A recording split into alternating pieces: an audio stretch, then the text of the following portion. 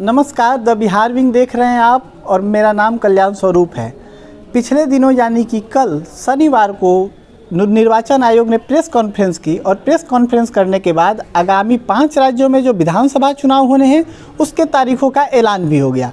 उन किन किन राज्यों में किन तारीखों को मतगणना होना है या मतदान पड़ने हैं, इन सारी जानकारी मैं आपके लिए लेकर आया हूं।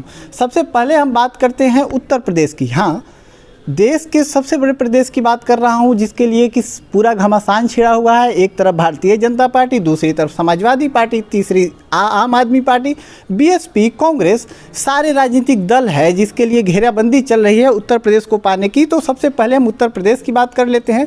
उत्तर प्रदेश में प्रेस कॉन्फ्रेंस के अनुसार, इलेक्शन कमीशन के प्रेस कॉन्फ्रेंस के अनुसार 7 चरणों में चुनाव होने हैं। वो तारीख मैं आपको एक एक करके बताता हूँ। उत्तर प्रदेश में 7 चरणों में चुनाव होने हैं। सबसे पहला जो चरण है वो 10 फरवरी को उसके लिए मतदान होने हैं और उसके लिए 58 सीटों पे मतदान होगा।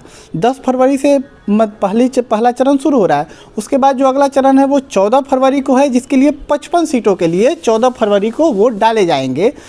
तीसरा जो चरण है 20 फरवरी को है और वहाँ पे 60 सीटों के लिए वोट पड़ेंगे। चौथा चरण 27 फरवरी है, वहाँ भी 60 सीटों के लिए मतदान पड़ेंगे। पांचवा चरण 3 मार्च है, जहाँ 57 सीटों के लिए वोट पड़ने हैं। और सबसे आखिरी चरण जो 7वां चरण है, वहाँ 54 सीटों के लिए वोट पड़ेंगे। इन वोटों की गिनती 10 मार्च को होगी। इसका मतलब ये है कि 7वें चरण जो 7 तारीख को जो मतदान होने हैं, उसके 3 दिन बाद ही यह साफ हो जाएगा कि किसकी सरकार बन रही है और किसकी सरकार नहीं बन रही है। यह भी साफ हो जाएगा कि किस राजनीतिक पार्टी को, किस राजनीतिक दल को कितनी सीटें मिल रही है। तो बाकी के जो 3 राज्य हैं, जहां पे हम आपको बता चुके हैं कि 5 राज्यों में विधानसभा के चुनाव होने हैं और बाकी के जो 4 राज्य बचते हैं, हालांकि जो 3 राज्य हैं उनमें एक ही चरण में विधानसभा के चुनाव संपन्न होने। वो 3 राज्य कौन कौन से हैं?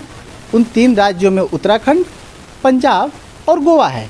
और इन तीनों राज्यों में एक चरण में ही चुनाव खत्म हो जाएंगे। और वो तारीख मैं आपको बता देता हूँ, 14 फरवरी है वो तारीख जिस दिन मतदान पड़ेंगे इन तीनों राज्यों में। और 10 मार्च को इन मतदानों की गिनती होगी। यानी क्या यह मतलब है कि उस दिन सारी चीज़ें साफ हो जाएंगी कि किस दल की कितनी सीटें आ रही हैं। उसके बाद आखिरी में जो एक राज्य बचता है वो मणिपुर है। मणिपुर में 2 चरणों में चुनाव होने हैं। मणिपुर में 2 चरणों में चुनाव होने हैं। एक जो तारीख है 27 फरवरी है और दूसरा जो है वो 3 मार्च है। और बाकी के उसी तरीके से जो 10 मार्च है उस दिन मतगणना की गिनती होनी है। हम आपको बता दें कि इन 5 राज्यों के चुनाव के मतगणना की गिनती 10 मार्च ही है।